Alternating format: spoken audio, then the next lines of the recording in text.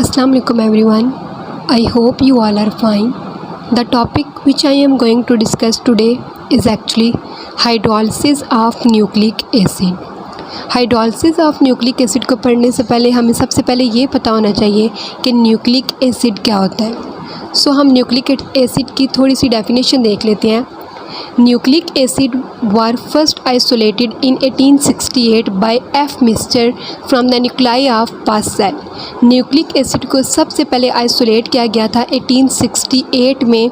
F mister एक scientist था जिसने इसको सबसे पहले आइसोलेट किया। कहाँ से आइसोलेट किया? From the nuclei of pus cell. Due to their isolation from the nuclei and their acidic nature, due to their isolation from nuclei and acidic nature की वजह से they were named as nucleic acid. So इस तरह nucleic acid का नाम रखा गया। अब हम ये देखते हैं कि न्यूक्लिक एसिड की दो टाइप होती हैं। Nucleic acid are of two types. The first one is deoxyribonucleic acid or DNA and ribonucleic acid RNA. जो डीएनए और आरएनए है ये न्यूक्लिक एसिड की बेसिकली दो मेन टाइप्स हैं। अब हम ये देखते हैं कि डीएनए कहाँ पे प्रेजेंट होता है। डीएनए अकर इन क्रोमोसोम, एक तो ये क्रोमोसोम में प्रेजेंट होता है। In the nuclei of cell, nuclei of cell में होता है। And in much less amount mitochondria and chloroplast, mitochondria chloroplast में स्मॉल अमाउंट में होता है, लेकिन डीएनए अकर होता है इनमें। अब हम बात करें आरएनए की, जो कि न्यूक्लिक एसिड की दूसरी टाइप है। आरएनए प्रेजेंट इन न्यूक्लियोलस, इसके अलावा राइबोसोम में, साइटोसोल में, एंड स्मॉलर अमाउंट में ये अदर पार्ट ऑफ सेल में जो आरएनए है ये प्रेजेंट होता है। सो ये छोटा सा जो है वो न्यूक्लिक एसिड का इंट्रोडक्शन था। अब हम नेक्स्ट देखते हैं हाइड्रोलिसिस ऑफ न्यूक्लिक एसिड। अगर हम देखें हाइड्रोलिसिस ऑफ न्यूक्लिक एसिड तो सबसे पहले इसमें क्या है? Hydrolysis of nucleic acid involves breaking down DNA और RNA molecule into their component nucleotide. Hydrolysis of nucleic acid क्या इन्वॉल्व करता है? इसमें डीएनए और आरएनए मॉलिक्यूल ब्रेक डाउन होते हैं अपने कंपोनेंट में, और वो कौन से कंपोनेंट हैं? वो nucleotide. So hydrolysis of nucleic acid involves breaking down DNA और RNA molecule into their component nucleotides. Next अगर हम देखें तो hydrolysis of nucleic acid is an important process. ये एक इम्पोर्टेंट प्रोसेस है in the digestion of nucleic acid in body as well as in replication and transcription of DNA और RNA. जैसे कि हमें पता है कि रेप्लिकेशन एक ऐसा प्रोसेस है जिसमें आइडेंटिकल कॉपी ऑफ डीएनए की फॉर्मेशन होती है, और ट्रांसक्रिप्शन में क्या होता है कि जो आरएनए होता है वो सिंथेसाइज होता है डीएनए से, यानी कि सिंगल स्ट्रैंडेड आरएनए सिंथेसाइज होता है डबल स्ट्रैंडेड डीएनए। इस प्रोसेस को हम कहते हैं ट्रांसक्रिप्शन, इसके अलावा रेप्लिकेशन। सो हाइड्रोलिसिस इन सब में इम्पोर्टेंट रोल प्ले करता है। हाइड्रोलिसिस ऑफ न्यूक्लिक एसिड इसमें इम्पोर्टेंट रोल प्ले करती है। नेक्स्ट हम देखते हैं हाइड्रोलिसिस ऑफ न्यूक्लिक एसिड के स्टेप्स को। जैसे कि हमने हाइड्रोलिसिस ऑफ न्यूक्लिक एसिड में देखा कि hydrolysis of nucleic acid involve होती है breaking down DNA RNA molecule into their component nucleotide. So this process use water to cleave the phosphodiester bond between nucleotide। ये प्रोसेस जो होता है वो वाटर को यूज़ करता है क्लीव करने के लिए, तोड़ने के लिए फास्फोडाइस्टर बॉन्ड को, जो कि न्यूक्लियोटाइड के दरमियान प्रेजेंट होता है। अब नेक्स्ट ये थोड़ा सा हाइड्रोलिसिस ऑफ न्यूक्लिक एसिड का इंट्रोडक्शन था। पहले हमने न्यूक्लिक एसिड की डेफिनेशन उसका इंट्रोड देखा, इसके बाद हमने हाइड्रोलिसिस ऑफ न्यूक्लिक एसिड देखा। अगर हम नेक्स्ट देखें इसमें तो हमारे पास आता है method for hydrolysis of nucleic acid. तो बेसिकली जो हाइड्रोलिसिस ऑफ न्यूक्लिक एसिड के मेथड हैं उसमें जो मेन है वो 6 मेथड इन्वॉल्व हैं, जिनको एक एक करके हम स्टडी करते हैं। सबसे पहला अगर हम मेथड देखें तो वो हमारे पास क्या है? हाइड्रोलिसिस ऑफ एक्वस अमोनिया और बेरियम हाइड्रोक्साइड। सो सबसे पहले हमारे पास क्या होता है ना इसमें कि जिसमें हाइड्रोलिसिस होती है एक्वस अमोनिया के साथ और बेरियम हाइड्रोक्साइड के साथ। इसमें क्या होगा ना कि nucleic acid on being treated with aqueous ammonia at 115 degree Celsius और barium hydroxide BaOH into 2 barium hydroxide, ये अंडरगो होते हैं हाइड्रोलिसिस के, और हमें क्या मिलता है? न्यूक्लियोसाइड। तो न्यूक्लिक एसिड जब अंडरगो होता है एक्वस अमोनिया 115 डिग्री सेल्सियस और बेरियम हाइड्रोक्साइड के अंडरगो होता है, तो हमारे एज अ रिज़ल्ट क्या मिलता है, एज अ प्रोडक्ट न्यूक्लियोसाइड की फॉर्मेशन होती है।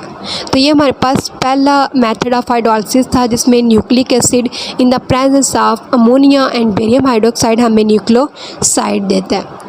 नेक्स्ट मेथड की अगर हम बात करें तो दूसरा जो हमारे पास मेथड है वो हमारे पास है hydrolysis with aqueous ammonia at 175 degree Celsius.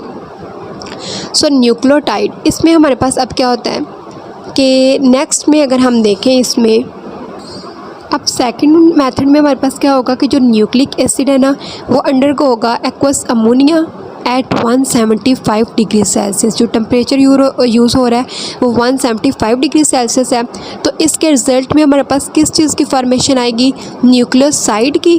अब न्यूक्लियोसाइड किसे कहते हैं, न्यूक्लियोसाइड में क्या चीज़ इन्वॉल्व होगी, एक हमारे पास पेंटोस शुगर होगी प्लस बेस कौन सी है, नाइट्रोजनस बेसिस है। सो न्यूक्लियोसाइड में जो हमारे पास दो चीज़ें इन्वॉल्व होंगी, एक हमारे पास पेंटोस शुगर होगी और दूसरा बेस होगी। इसमें हमारे पास फॉस्फेट ग्रुप नहीं होता अगर हम न्यूक्लियोसाइड की बात करें। सो दूसरे मेथड में जब न्यूक्लिक एसिड अंडरगो होगा एक्वस अमोनिया के 175 डिग्री सेल्सियस टेम्परेचर के प्रेजेंट में, तो हमारे पास क्या बनेगा, न्यूक्लियोसाइड्स और साथ में फास्फोरिक एसिड। तो ये इसका दूसरा मेथड था। अगर हम तीसरे मेथड की बात करें तो वो हमारे पास है hydrolysis with dilute mineral acid. Hydrolysis with dilute mineral acid में हमारे पास क्या होगा कि जो न्यूक्लियोसाइड है, the nucleoside on being subjected to hydrolysis with dilute HCl they give rise to formation of 3 type of compound, purine, pyrimidine and sugar. अब इसमें क्या होगा कि न्यूक्लियोसाइड अंडरगो होगा डाइल्यूट मिनरल एसिड की, जो कि हमारे पास कौन सा एसिड है, HCl फॉर एग्जांपल। तो न्यूक्लियोसाइड जब इसके अंडरगो होगा तो हमारे पास 3 टाइप ऑफ कंपाउंड आएंगे, एक हमारे पास प्यूरिन है, एक हमारे पास पैरिमिडीन है और एक हमारे पास शुगर है। और जैसे कि हमें पता है कि जो प्यूरिन है वो हमारे पास डबल रिंग स्ट्रक्चर होता है और पैरिमिडीन हमारे पास सिंगल रिंग स्ट्रक्चर होता है।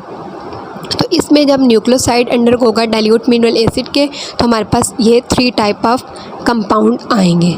नेक्स्ट अगर इसका मेथड ऑफ हाइड्रोलिसिस हम देखते हैं वो हमारे पास कौन सा है, enzymatic hydrolysis of nucleic acid. Enzymatic hydrolysis of nucleic acid में क्या होता है कि ये बेसिकली एक critical enzymatic hydrolysis of nucleic acid है, जो कि किस एंजाइम की प्रेजेंस में होगी, न्यूक्लिनेज।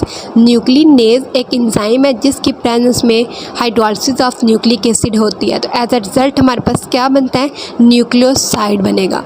एज अ रिज़ल्ट हमारे पास बनेगा न्यूक्लियोसाइड जब न्यूक्लिक एसिड अंडरगो होगा in the presence of enzyme nuclease, तो हमारे पास न्यूक्लियोसाइड बनेगा। जो पांचवा मेथड है इसका, hydrolysis of nucleic acid with perchloric acid and formic acid.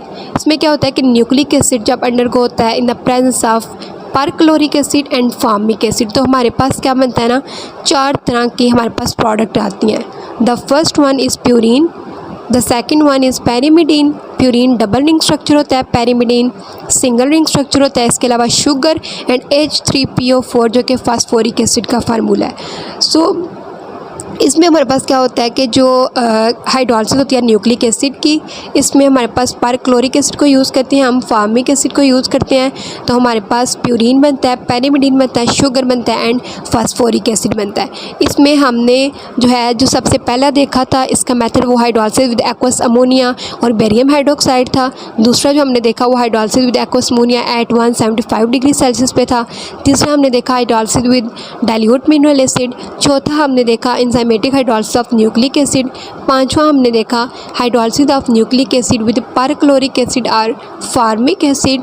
और छठा और लास्ट वन जो है हमारे पास वो है hydrolysis of nucleic acid with MgO, magnesium hydroxide. So nucleic acid get hydrolysed when heated with MgO in solution to yield the nucleoside and phosphoric acid. इसमें क्या होगा कि न्यूक्लिक एसिड हाइड्रोलाइज होगा जब हम उसको हीट करेंगे MgO के साथ इन सॉल्यूशन, तो हमें किस चीज़ की यील्ड मिलेगी, न्यूक्लियोसाइड की और फास्फोरिक एसिड की।